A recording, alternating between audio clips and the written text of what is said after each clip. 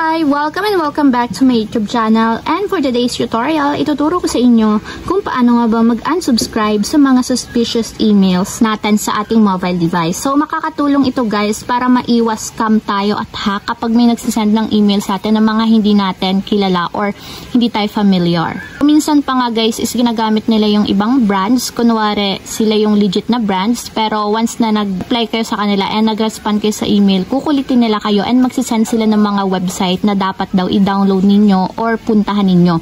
So kapag mga ganun guys is dapat ingat kayo and make sure na talagang legit yung kinakausap ninyo sa email. So kung nalaman nyo naman guys na scammer or hacker yung emails na yon, ang gawin nyo lang guys is i-unsubscribe nyo yon para ma-block or hindi na sila makapag-email sa inyo. So ganito lang guys, pumunta lang tayo sa ating Gmail or email, i-open lang natin and piliin nyo guys dito yung email na tingin nyo is suspicious. So for example is ito na lang guys, yung mcafe. So ito yung i-unsubscribe ko. So i-open nyo lang yung email guys. And then, hanapin nyo yung 3 horizontal dots na nandito sa upper right corner. So, tap nyo lang yan. And then, hanapin nyo na agad dito yung unsubscribe. So, ito yung unsubscribe. Tap lang natin.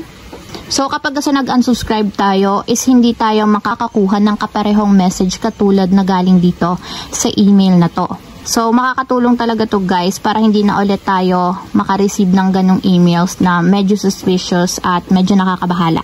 So, tatap lang natin yung unsubscribe. So, ayan, napunta na siya sa mailing list ng mga unsubscribe. Kung mapapansin nyo guys, hindi na tayo ulit makaka-receive ng kaparehong email katulad nung ganon. So, ayun lang guys, ganun lang kasimple kung paano nga ba mag-unsubscribe sa mga suspicious email natin sa ating phone. If you have a question, kindly comment down below and don't forget to hit the subscribe button and the bell to notify you for new updates. And thank you for watching! Living life, every day, late at night, not okay.